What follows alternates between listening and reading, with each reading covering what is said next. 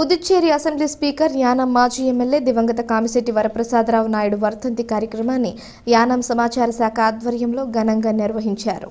స్థానిక జిప్మెట్ జంక్షన్ వద్ద గల ఇందిరాగాంధీ పార్కులో ఉన్న ఆయన నిలువెత్తు విగ్రహానికి ఇన్ఛార్జ్ పరిపాలనాధికారి Muniswamy, SP Rajasekaran, municipal commissioner Bandavalli Ramakrishna, ఎస్ఐలు సేరు నోకరాజు, మురుగానందం, కామిశెట్టి కుటుంబ సభ్యులు తదితరులు పూలమాలలు వేసి ఘనంగా నివాళులర్పించారు. అనంతరం ఆయన చేసిన ఉపాధ్యాయుడు హంసాని రామలక్ష్మణుడు సేవలను కొనియాడారు. కార్యక్రమంలో యానాం సమాచార శాఖ అధికారి కేఎల్వి ప్రసాద్ తదితరులు పాల్గొన్నారు.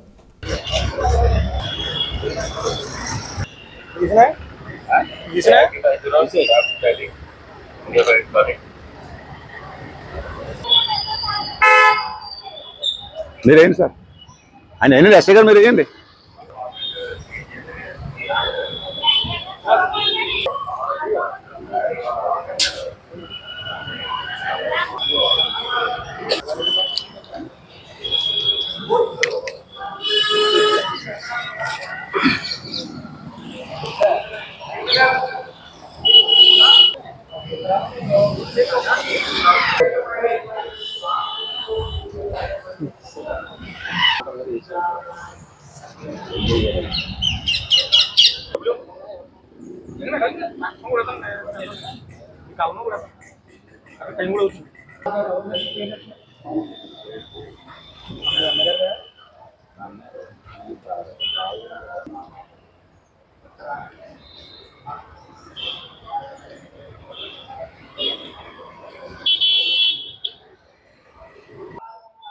పుదుచ్చేరి మాజీ స్పీకర్ అయినటువంటి శ్రీ కామిశెట్టి పరశురామ వరప్రసాదరావు నాయుడు గారి వర్ధంతి సందర్భంగా నివాళులు అర్పించడానికి విచ్చేసినటువంటి యానాం ఇన్ఛార్జ్ పరిపాలనాధికారి శ్రీ భాస్కర్ రెడ్డి గారికి, superintendent of police you Rajasekharan గారికి, మున్సిపల్ కమిషనర్ కండవెల్లి రామకృష్ణ గారికి, సబ్ ఇన్స్పెక్టర్స్ మురుగానందన్ గారికి, సేరు నోకరాజు గారికి నా నమస్కారాలు తెలియజేసుకుంటున్నాను.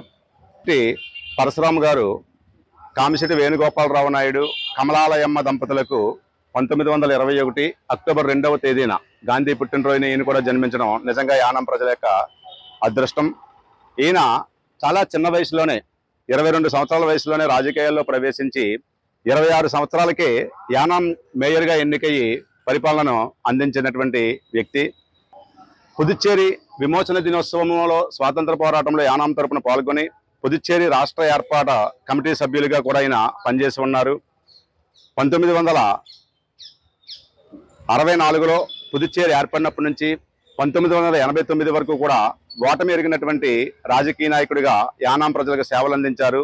అంతకుముందు ప్రాతినిధ్య సభలో కూడా ఎమ్మెల్యేగా ఉన్నారు. ఆ రోజుల్లో యానానికి 2 ఎమ్మెల్యేలు ఉండేవారు.